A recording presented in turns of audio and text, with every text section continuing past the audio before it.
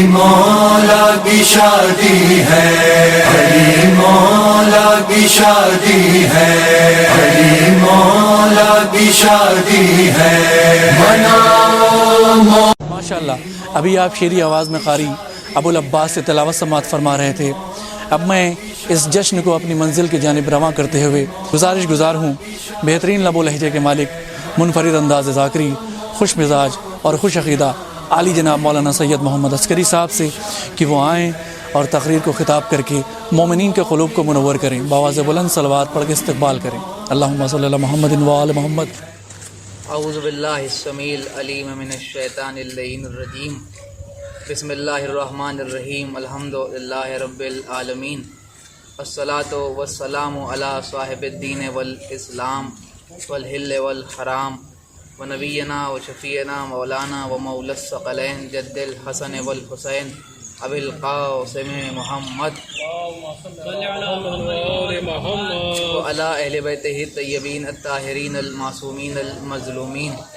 الذین اذھب اللہ عنہم الرجس وطہرہم تطہیرا، ولعنۃ اللہ علی اعدائہم اجمعین۔ اما بعد فقد قال اللہ سبحانہ تبارک و تعالی فی کتابہ المجید و فرقانہ الحمید و قولہ الحق، بسم اللہ الرحمن الرحیم، مرج البحرین یلتقیان۔ حضرت قرآن مجید میں خداوند عالم سورہ مبارک رحمان میں ارشاد فرما رہا ہے کہ ہم نے دو سمندروں کو آپس میں ملا دیا۔ ظاہر ہے کہ یہ دو سمندر، یہ جو دریا ہیں، کہ جنہیں خداوند عالم سورہ مبارک رحمان میں ملانے کا تذکرہ کر رہا ہے، اور پھر اس کے بعد ان کی صفت یہ بیان ہو رہی ہے کہ وہ دونوں دریا آپس میں ملتے ہیں اور اس میں سے لولو و مرجان برآمد ہوتے ہیں۔ اس آیہ مبارکہ کے مصداق حقیقی جناب مولا کائنات امیر المومنین علی ابن ابی طالب علیہ السلام اور بی بی معصومہ عالم سلام اللہ علیہا ہیں کہ یہ دو ایسے دریا و سمندر ہیں کہ جو عصمت کے دریا ہیں، کرم کے دریا ہیں، شرف کے دریا ہیں، نور کے دریا ہیں، فضیلت کے دریا ہیں، جلالت کے دریا ہیں، عظمت کے دریا ہیں، اور اللہ نے ان دونوں دریاؤں کو، ان دونوں سمندروں کو آپس میں ملا دیا، جس کے لولو و مرجان کی شکل میں حسنین جیسے مقدس ترین، انمول اور بے بہا اور گراں قدر نگین شریعت اور مذہب اور اسلام کے ہاتھ آئیں۔ یہ جشن مسرت عقد جناب معصومہ عالم کے پرمسرت موقع پر منعقد کیا جا رہا ہے۔ جناب معصومہ سلام اللہ علیہا پیغمبر اسلام کی اکلوتی بیٹی کہ جنہیں اللہ نے تحفتاً بشکل کوثر پیغمبر کو عطا فرمایا ہے۔ ظاہر ہے کہ بیٹی کے بعد اہم مسئلہ عقد سعید کا ہوتا ہے،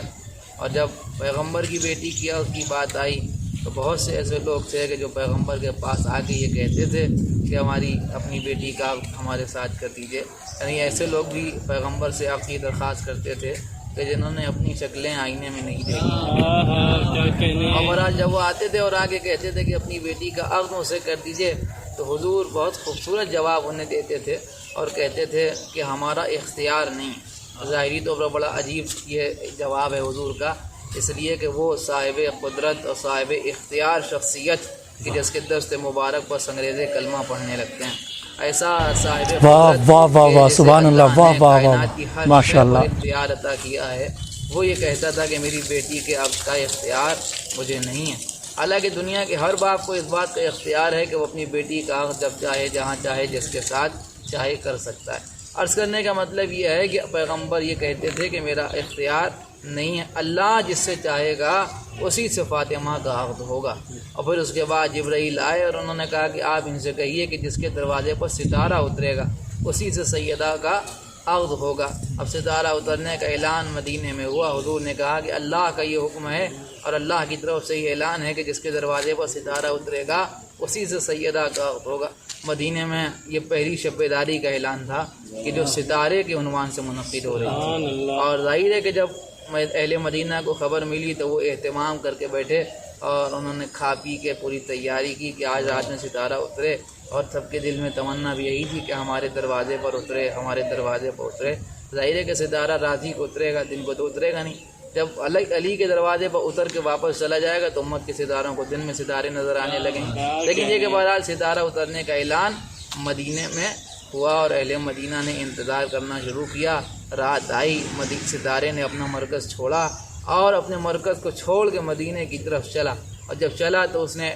اطراف مدینہ میں چکر لگائے اور جناب امیر کے دروازے پر سجدہ ریز ہو گیا۔ یہ مرحلہ تو یہیں پر حل ہو گیا، لیکن مسئلہ یہ ہے کہ ستارہ اپنے مرکز کو چھوڑ کے بغیر چکر لگائے ہوئے ڈائریکٹ بغیر توقف کے کیوں نہیں آ گیا؟ علماء نے بیان کیا اس لیے کہ اہل مدینہ کو چکر میں ڈالنا چاہتا تھا۔ کچھ علماء نے بیان کیا کہ نہیں، در علی کے صدقے ہو رہا تھا۔ ہم یہ سمجھتے ہیں کہ ستارہ بغیر توقف کے اس لیے نہیں آیا کہ اگر بغیر توقف کے ستارہ آ جاتا تو یہ اتفاق سے پیدا ہونے والے کہتے اتفاق کی بات تھی، لہذا اتفاق سے ستارہ علی کے دروازے پر آ گیا۔ لیکن اتفاق سے ستارہ نہیں آیا بلکہ اختیار سے آیا، اسی لیے اس نے پہلے مدینے کا چکر لگایا اور پھر در جناب امیر پر سجدہ کیا۔ یہ جو سجدہ کرنے کے بعد ستارہ واپس چلا گیا تو اب اللہ نے سورہ مبارک نجم میں قسم کھائی، والنجم اذا ہوا، قسم ہے ستارے کی کہ جب وہ جھکا، یعنی یہ ستارہ وہ کہ جو اپنے مرکز کو چھوڑ کے جھکتا ہے اللہ کی نگاہ میں لائق قسم ہو جاتا ہے۔ جب تک آسمان کی بلندی پر چمک رہا تھا اللہ نے قسم نہیں کھائی۔ در علی پر سجدہ کرنے کے لیے اپنے مرکز کو چھوڑ کے جھک گیا، اللہ نے قرآن میں قسم کھا کے بتایا کہ بلندی پر رہنے کو نہیں کہتے، بلندی در علی پر سجدہ کرنے کو کہتے ہیں، در اہل بیت پر جھک جانے کو کہتے ہیں، سر تسلیم خاندان رسالت کی بارگاہ میں خم کر دینے کو کہتے ہیں۔ چنانچہ یہ بات عام طور پر واضح ہو گئی۔ اور پھر اس کے بعد ایک اہم ترین مسئلہ یہ ہے کہ جناب معصومہ عالم اس وقت مصلح عبادت پر تھیں، اور جو ہمارے یہاں تسبیح ہے جناب سیدہ سلام اللہ علیہا ہے وہ اسی موقع پر مرتب ہوئی کہ بی بی مصلح پر تھیں۔ ستارہ اپنے مرکز کو چھوڑ کے چلا، اور جب وہ اپنے مرکز کو چھوڑ کے چلا تو بی بی نے کہا اللہ اکبر، اور پھر وہ جناب امیر کے دروازے پر سجدہ کرنے کے لیے جھکا۔ جب سجدہ ریز ہو گیا تو بی بی نے کہا الحمدللہ، اور جب واپس جانے لگا تو بی بی نے کہا سبحان اللہ۔ یہی تسبیح ہے، بڑی شرف ہے اور بڑی فضیلت ہے اس تسبیح کی۔ امام جعفر صادق علیہ الصلوۃ والسلام ارشاد فرماتے ہیں کہ ہر نماز کے بعد یعنی بغیر توقف کے تسبیح جناب معصومہ پڑھنے والے کے تمام گناہ اللہ معاف کر دیتا ہے۔ تو یہ تسبیح ہے، لیکن ایک بات کی طرف میں اشارہ کرنا چاہتا ہوں، غور کرنے کی بات ہے کہ جب ستارہ آ رہا تھا تو بی بی نے تسبیح کی اللہ اکبر، جب ستارہ واپس جا رہا تھا تو بی بی نے تسبیح کی سبحان اللہ۔ غور طلب بات یہ ہے کہ تسبیح میں اللہ اکبر 34 مرتبہ کہا جاتا ہے اور سبحان اللہ 33 مرتبہ کہا جاتا ہے۔ حالانکہ ستارے نے اپنا سفر جو طے کیا وہ برابری کا طے کیا، لیکن پھر بھی جب بی بی نے آتے ہوئے اللہ اکبر کہا تو 34 مرتبہ، جب ستارہ واپس جانے لگا تو بی بی نے سبحان اللہ کہا 33 مرتبہ۔ ایک بات تو کم از کم سمجھ میں آئی کہ در علی پر ستارہ کرنے کے فائدوں میں ایک فائدہ ستارے کو یہ بھی حاصل ہوا کہ اس کی رفتار میں اضافہ ہو گیا۔ اب اگر آپ لوگوں کو دیکھیے تو لوگ پریشان نظر آتے ہیں کہ صاحب کیا کریں کہ ستارے گردش میں چل رہے ہیں، ستارے گردش میں چل رہے ہیں، ستارے گردش میں چل رہے ہیں۔ اس کا مطلب یہ ہوا کہ دنیا اپنی زندگی میں ستاروں کی رفتار سے پریشان ہے اور ستارے اپنی رفتار میں در اہل بیت و در علی کے محتاج ہیں۔ لہذا بہرحال ستارہ سجدہ کر کے واپس چلا گیا اور عقد مبارک بی بی معصومہ عالم سلام اللہ علیہا کا منتخب اور معین کیا گیا جناب امیر کے ساتھ۔ اور ظاہر ہے کہ جب عقد طے ہو گیا تو عقد کے مرحلے پر اہم ترین مرحلہ جو ہوتا ہے وہ مہر کا ہوتا ہے۔ اب مہر جناب مولا کائنات نے 500 درہم اس وقت جو بھی رائج ہوں 500 درہم جناب امیر نے مہر ادا کیا، لیکن ظاہر ہے کہ صرف مولا علی نے مہر ادا نہیں کیا بلکہ جبرائیل نازل ہوئے اور پیغمبر سے کہنے لگے کہ اے اللہ کے رسول اللہ واتوفِ درود السلام یہ کہہ رہا ہے کہ اللہ نے زمین اور آسمان کے درمیان جو کچھ ہے وہ سب جناب معصومہ کا مہر منتخب کر دیا۔ پیغمبر نے اپنی بیٹی کو خطاب کیا، فرمایا بیٹی اللہ نے آپ کا مہر زمین اور آسمان کے درمیان جو کچھ ہے وہ سب معین کر دیا۔ تو بیوی نے اور پوچھنے لگے کہ یہ بتائیے کہ آپ اس مہر پر راضی ہیں؟ یہاں پر رک کے میں ایک بات ضرور عرض کروں گا جو غور کرنے کے قابل ہے کہ مہر مسئلہ یہ کہ جناب امیر 500 درہم مہر کے دے چکے ہیں، مگر یہ 500 درہم مہر کے دینے کے باوجود اللہ کی طرف سے مہر کیوں دیا جا رہا ہے؟ یہ بات اگر سمجھ میں نہ آئے تو یوں سمجھ لیجیے کہ مہر یا لڑکا دے اور یا پھر لڑکے کے گھر والے دیں۔ آپ یوں سمجھ لیں کہ یہ مہر اللہ کی طرف سے معین نہیں کیا جا رہا، بلکہ یہ 13 رجب کو جناب امیر کا خانہ کعبہ میں آنے کا مرحلہ سر کیا جا رہا ہے کہ لہذا خانہ کعبہ میں جناب امیر آئے، لہذا آج اللہ کی طرف سے مہر فاطمی بھی خدا وند عالم کی طرف سے معین کیا جا رہا ہے۔ اور لیکن جب پیغمبر نے پوچھا کہ کیا آپ راضی ہیں تو بی بی نے فرمایا کہ نہیں۔ عجیب مرحلہ تھا کہ جناب پیغمبر رحمۃ للعالمین کی بیٹی فرما رہی ہیں کہ نہیں، تو رسول نے پوچھا کہ آپ کیا چاہتی ہیں؟ بی بی نے فرمایا کہ میں چاہتی ہوں کہ اللہ کی طرف سے مہر آپ کی امت کے گناہ گاروں کی شفاعت کا حق قرار پائے، کہ شفاعت کا حق بی بی مہر میں چاہتی ہیں۔ جبرائیل واپس گئے اور جب واپس آئے تو ایک سبز رنگ کے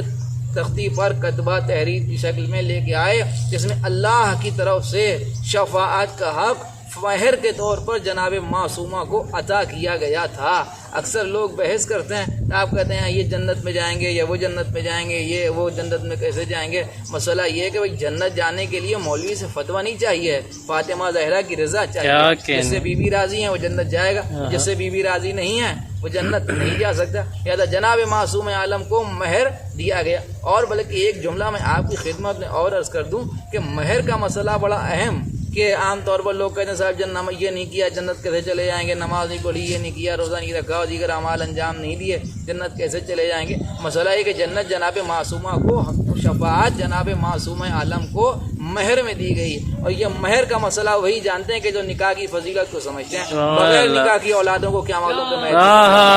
لہذا حق شفاعت مہر فاطمی معین کیا گیا ہے۔ بہرحال